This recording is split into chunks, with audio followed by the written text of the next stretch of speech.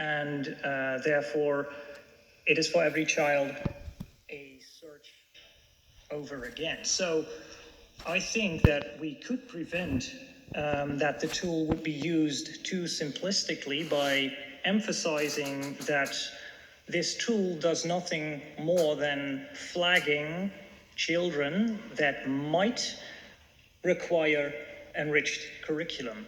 But how that specific curriculum should be formed, that is not what the drawing tells us.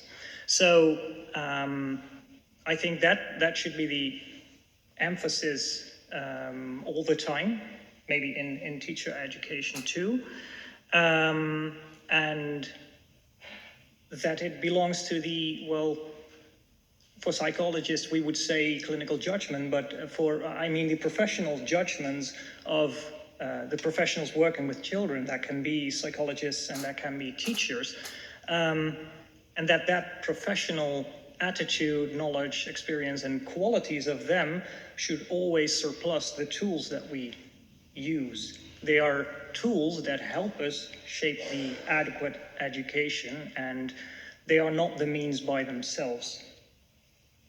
That would be my response. Thank you very much. And can I just push you just a little bit more on that?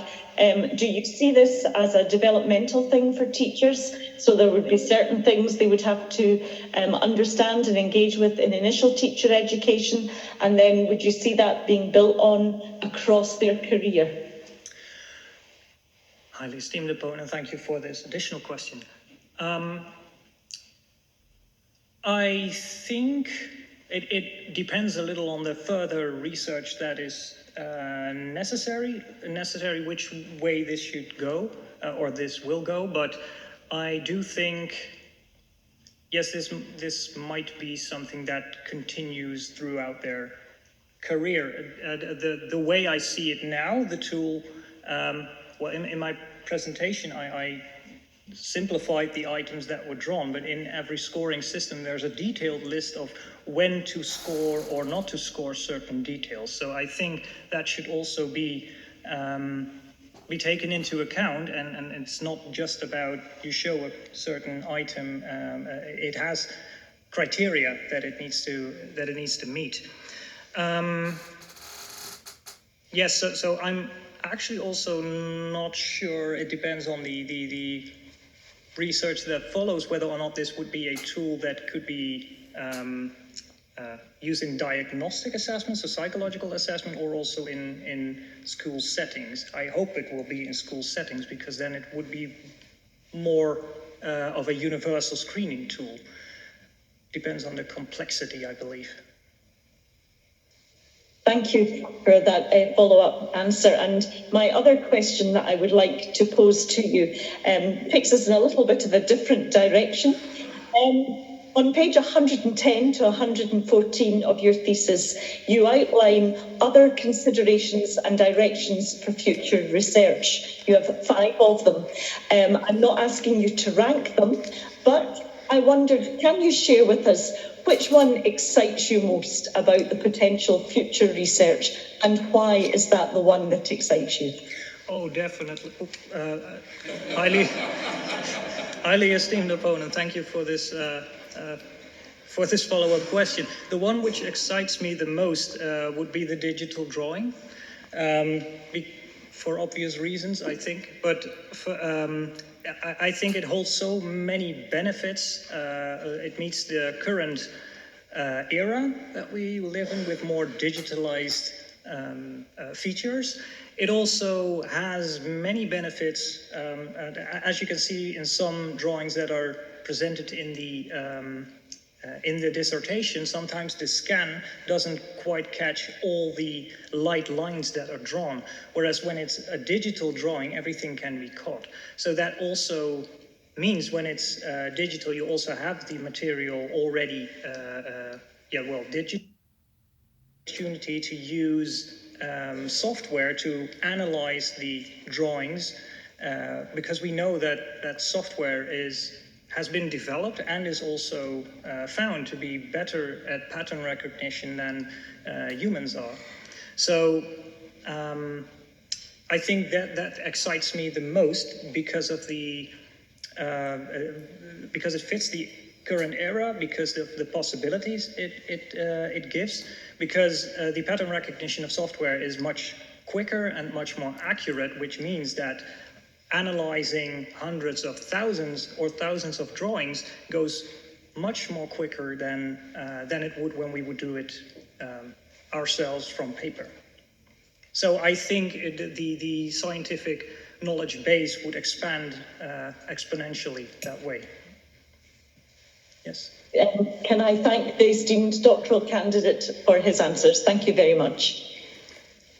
Yes, thank you very much, Professor Sutherland, candidate, for this exchange. Then we move to the second opponent, and we go to Dublin City University more specifically. And Dr. O'Reilly, can I ask you to continue the conversation? Yes, thank you very much to the candidate for answering the questions so far. As I said to the chair earlier, I'm very satisfied that the candidate in this instance has a deep understanding of the field of gifted education, and I think that the proposal of the tool that he has brought to us is a very interesting and novel representation and addition to the field, which is also something that is very important as we expand our identification procedures. So with that in mind, and taking into account that, I think this is generally a good idea, I suppose I have more specific questions about the implementation of them in a school capacity. And I'll kind of link two questions into one, which I'll ask the candidate first, which is, you mentioned, and I know you touched on it with the previous speaker, the prototype screening tool.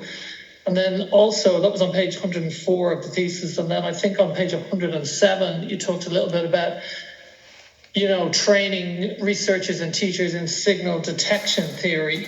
And again, both interesting proposals, but I'd be a bit concerned that with teachers been trained to have to do many, many different things. And this seems like more work for them.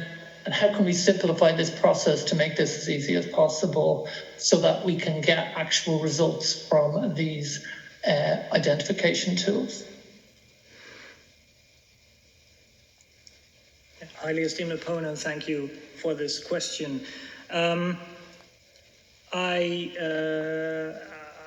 also thought about this matter, that it might, when we ask too much of teachers, it actually increases the load, whereas the aim is, because identifying talents and needs is already a time-consuming task of its own. So the aim of this research was to decrease the load, actually, or at least to help speed it up. So if we end up with a tool that actually costs more time and effort, then we completely missed our goal. So I think this would be something, the signal detection part would be more of like for researchers to gain some more in-depth knowledge on the mechanics behind the question why children with high abilities might draw differently, and that it should be a more simple tool that merely flags in the practical context. Like I just said before, the drawing itself will probably not provide any insight into specific and individual talents and needs, but it might flag those that it would be very important to take a further notice upon, because probably they belong to a group whose needs and talents are not met and supported in regular education. But we now have only scratched the surface of this area of research, so we need to gain more in-depth knowledge about possible relationships between the outcomes and, for example, intellectual abilities or creative abilities or the motivation of children. So there's still much more to explore about the mechanics behind why we found these differences. And I think that the signal detection part, what is the mechanics behind the finding the signals between the noise would be more of a question for the researchers that follow up upon this research than for the teachers in the classes that should be able to use the tool quite easily without any extra burden to their already busy professions. Okay, I think that is a very good answer. I'm satisfied. I understand where you're coming from related to that. But can I kind of expand on that with kind of my last question, which relates to what I've just said there? And again, it relates to the broadness of this topic and how we can actually utilize it the best. And that's the area of cultural diversity, because I noticed that you kind of touched upon it a little bit as a, something as an outcome potential for this type of tool. And obviously, we all know from the field that we're underrepresented by minority groups in relation to current testing systems and in relation to people putting them forward. Can I maybe see how do you feel this can help us to identify students from minority groups that were not previously seen before? And again, to tie that into how can we make this a simple process that every teacher doesn't have to understand cultural diversity of every student within their communities? Ali, esteemed opponent, thank you for this follow-up question. Yes, I do hope that drawings might also help with the matter of underrepresented students for identification purposes, I mean. It goes a little beyond what we have found, so our findings cannot support this right now, but I believe it is an important topic to investigate further, especially because, well, the samples we had were mainly white children, so we have no information on children of other cultures. But we do know from the literature that children from other cultures draw differently. However, these researches were done by actually comparing different cultures. So drawings from, for example, Japan, compared to drawings of children in America. Now, we know that those drawings might differ and that what is considered exceptional in Japan might differ from what is considered exceptional in America and vice versa. However, there is, to the extent of my knowledge, no research that has actually compared various cultures within classrooms, which is also not very uncommon right now, at least not in the Netherlands. So this is a topic of research that we should investigate further, which requires a setup that will pay specific attention to that, which we have not done yet in this research due to the descriptive and explorative nature of this of our research. But I do think, or I do hope actually, that indeed drawings might also help, since it's a pretty non-verbal task, that it might help in the full identification procedure for identifying talents and needs of children whose talents and needs might be a little different from what is commonly seen in our educational system. That would be my response. I thank you for those answers. My recommendation would be that I think the previous problem with testing, as we're all familiar with, is the huge cultural bias that it was devised in from the period when the testing began. And this has been a problem that has plagued us for many years in this field.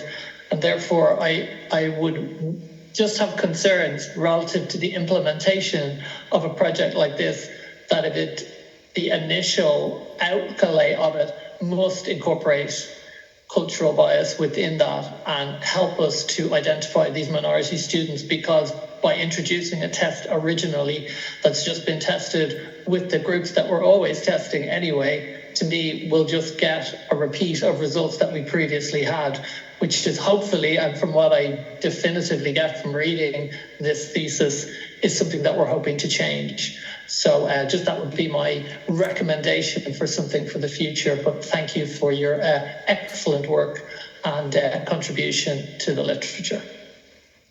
Thank you for your compliments and your suggestion. Thank you, Dr. O'Reilly, for these questions and for highlighting the issue of cultural bias. Let's proceed. So our next opponent is Professor Ziegler, who's based at Erlangen-Nuremberg, but unfortunately Professor Ziegler has some medical emergency and cannot be with us today. But he's been so kind to send us his questions, so you can still benefit from his critical view of your work. And Professor Denissen will ask these questions on his behalf.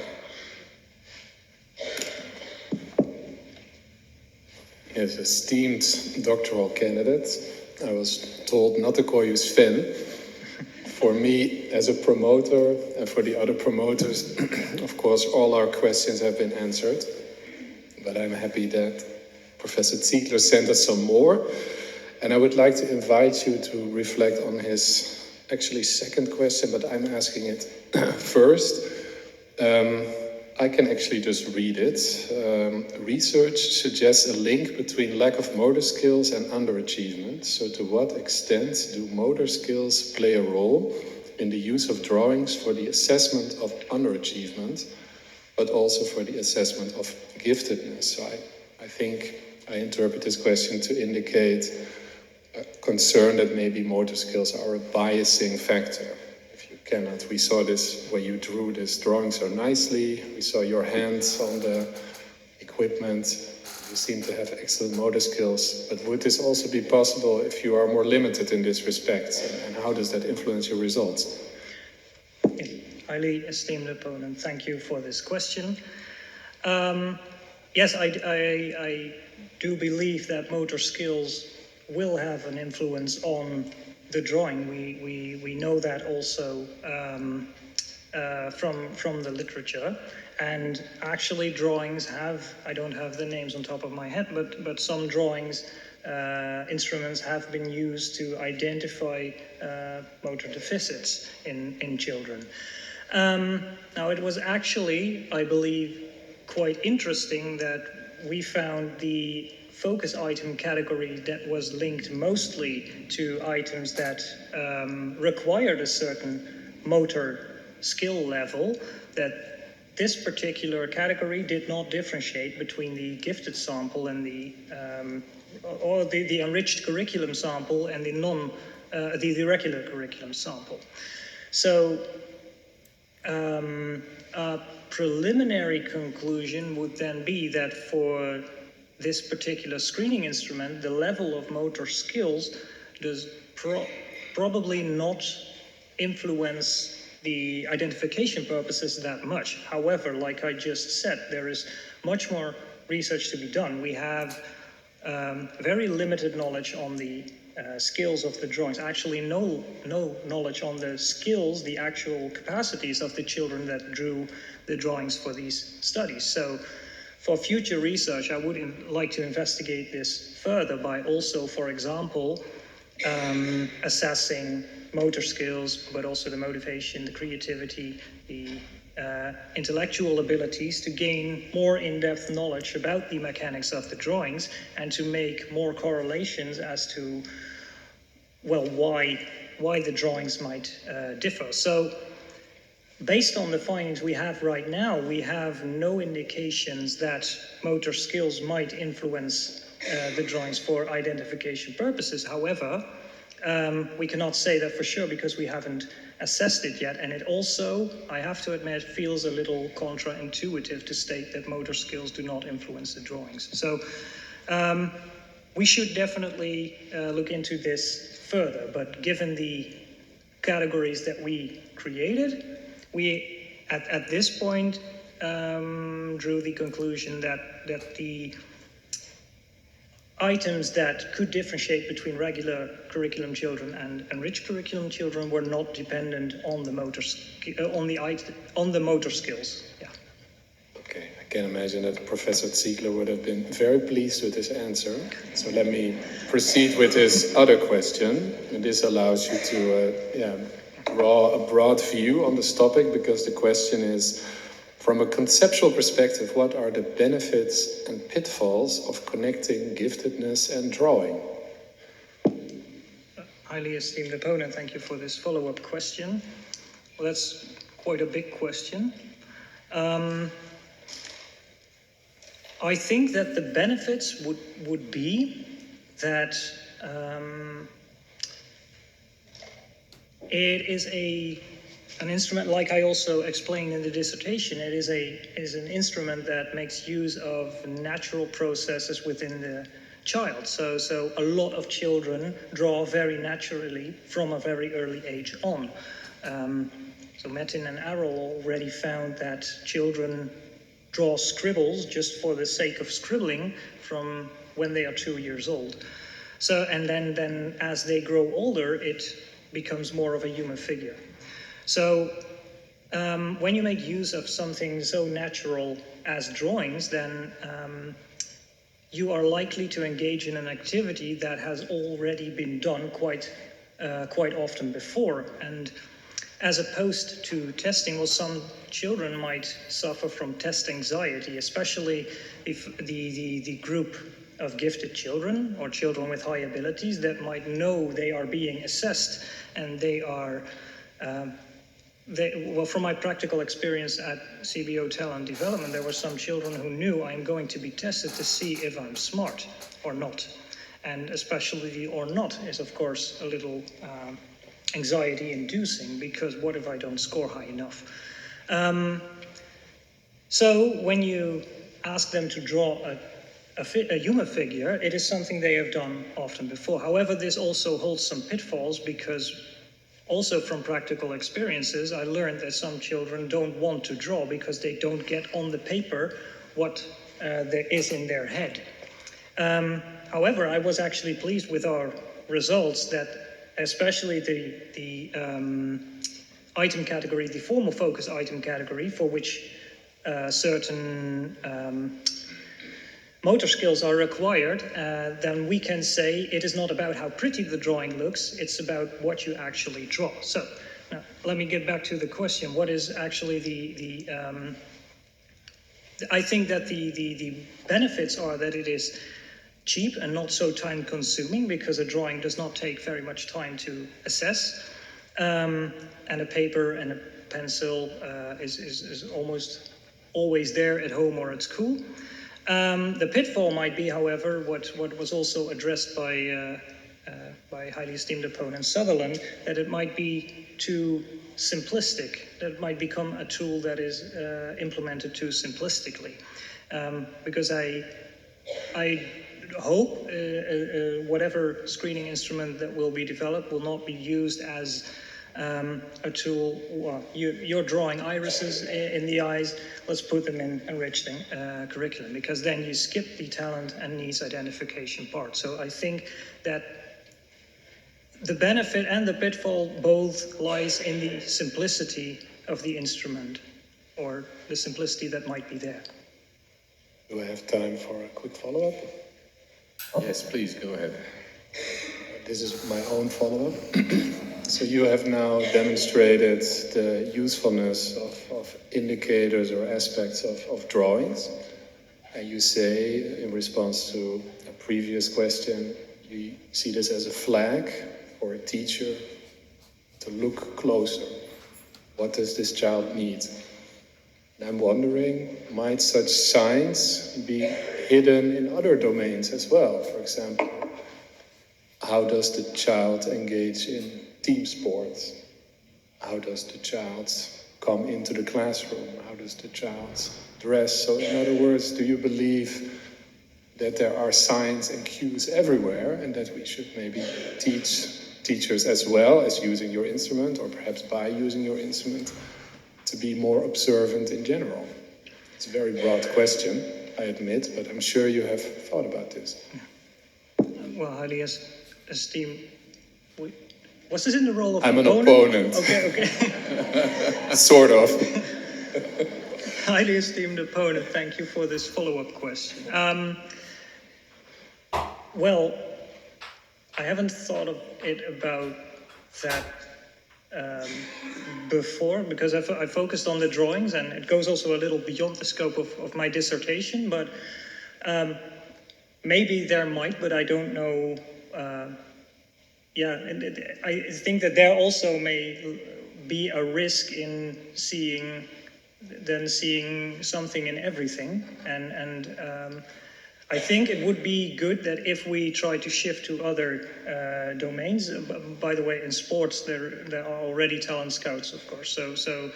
But for example, by the posture with which children enter a classroom on the first day of school, I think that would require a very systematic approach first before we start that kind of research and start saying that.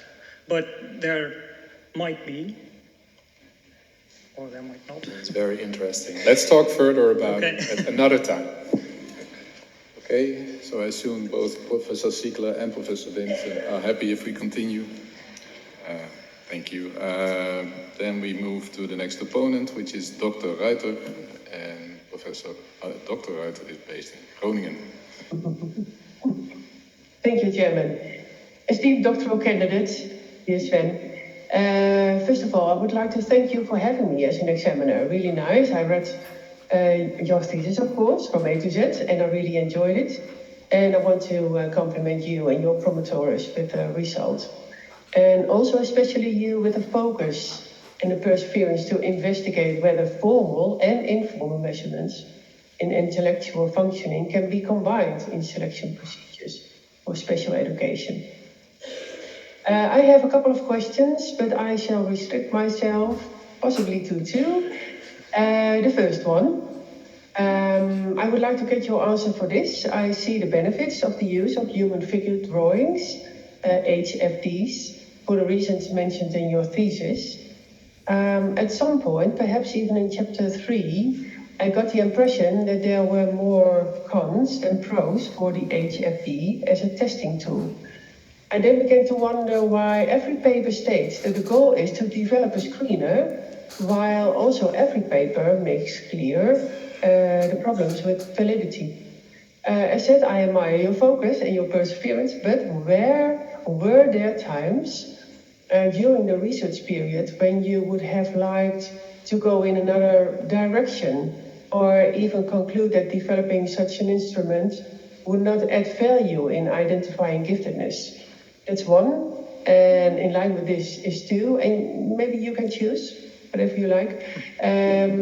What information did you have prior to your research about the needs of the teacher to have additional information to make a first selection in average or potentially gifted children?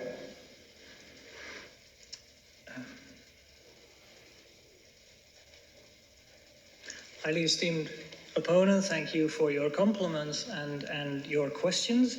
I will address your second question first, which was about the selection done by the teachers. Just to be sure, you are referring to chapter 4 there with the advanced development, the teachers that identified the advanced development, the 17 children. Exactly. Yeah. Yes.